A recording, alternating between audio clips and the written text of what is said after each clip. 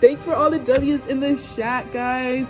We literally just sued James McCulloch, and he has to now pay the $15,000. I can't believe this is happening. I want to thank Thai for being on my side and supporting me. I can't believe it, but Thai has lost the case. But this is not the end, because I must appeal it to the Supreme Court. This is not the end for us. Keep your heads up. This is not the end. We will get past this.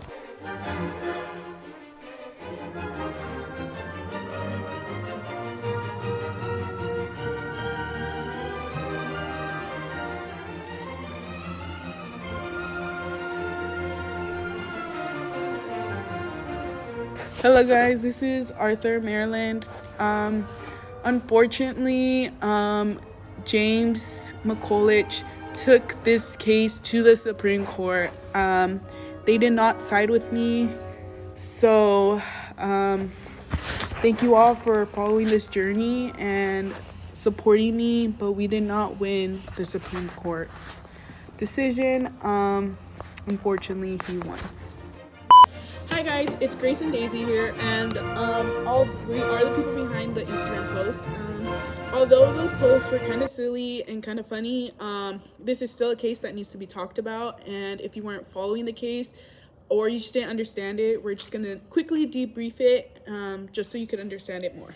Okay, this case took place in 1816, where the Congress of the United States came together to make a second bank. They thought without this bank, there wouldn't be a stable economy without the central bank. So in the next year, they opened a bank in Philadelphia, which was all perfect, all good. And that same year, they decided to make one in Maryland. And this is where all the beef started. And once James McCulloch kind of came into place, he was a cashier there, like the main cashier. And Maryland didn't have a specific guy, so that's why we gave the name of Arthur Maryland. Just so it wouldn't be as confusing. Yeah.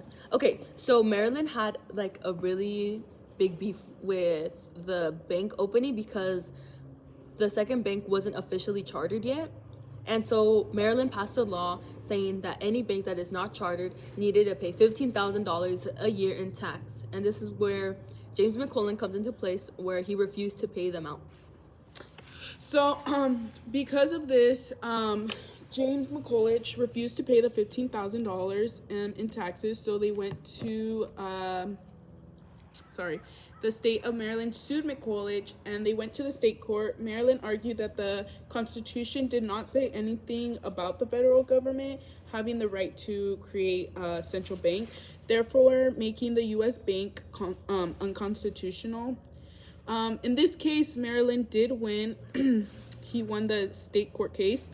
So the case was appealed by the Supreme Court, and it was heard on February 22nd, 1819.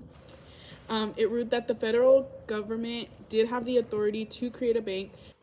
Hello, Life followers. It is I, James McCulloch. I want to come up here and say thank you to everyone who supported me throughout this like really hard journey, and like when I was finding myself and like finding who I really was. Thank you to all my supporters. Thank you, the ones who believed in me. And really, you know, they have a place in my heart right here. Now to all of you who sided with Maryland, I forgive you guys. You did know better. Anyways, I want to clear something up. The ruling was 6-0. 6-0. I won, James McCulloch, of course, due to the constitutional issue, which was whether the federal government had the power to create a bank and whether states could tax the federal government. The Supreme Court decided to side with me. The right choice. And must I remind guys that this ended and was decided on March 6, 1819. Just want to clear some things up in case anything were to get misjudged, mislabeled. Yeah, I'm clearing it up now. Hello, Thy followers. It is I, James McCulloch. And I want to tell Thy followers how I won this case, because most of you guys were doubting me and siding with Maryland for some reason. Maybe it was a glitch. Maybe. Thy does not know how to work the internet. So, Thy has found the records from Thy lawyer. Hopefully he does not catch Thy looking at these. But I want to explain to you how I won this case. The federal government has implemented powers beyond those explicitly stated in the Constitution, allowing it to create a national bank. Chief Justice John Marshall argued that the Constitution grants Congress the power to make all laws necessary and proper for some of powers. He emphasized that the establishment of the national bank was a reasonable means of managing financial opportunities. The necessary and proper clause allows Congress the ability to make laws or to act where the Constitution does not give it authority to act. Marshall noted that while the Constitution doesn't explicitly authorize the creation of the bank, it is implemented through the power granted to manage taxes and commerce. The board interpretation supports the idea that the federal government can adapt to the needs of the nation. A flexible interpretation of the Constitution is necessary to ensure the effective governance. Marshall argued that the strict interpretation would make it harder for government's ability to adapt and respond to evolving challenges. He believed that the Constitution should be interpreted in the way it prompts growth of national stability. With my beautiful lawyer that helped me win this case, I saw that coming, I was able to win this case. So that is how I won. 3 reasons why Maryland didn't win. So the federal government had the authority to create a national bank. Basically, Chief Justice Marshall referenced the necessary and proper clause of the Constitution, arguing that the Congress had the power to enact laws that are necessary to carry out of its sum of powers. He stated that the establishing a national bank was a reasonable means to manage financial policy.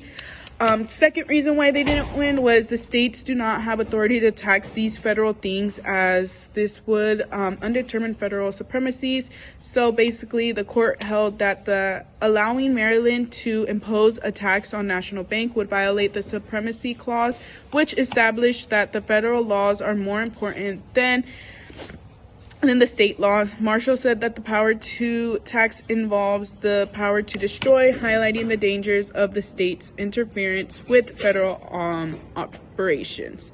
And lastly, why they didn't win, a flexible interpretation of the Constitution is necessary for effective governance. Marshall argued for a living interpretation of the Constitution, one that adapts the changing needs of the nation. He suggested that a narrow reading would limit the government's ability to respond to economic and social challenges.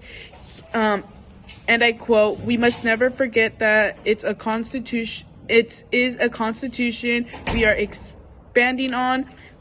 In the application of the Constitution, the court must be guided by the needs of this time, the growth of the nation, and the progress of society. A narrow construction of powers, the federal government will be inconsistent with the expanding needs of a country that is growing in population and commemorates and complexity."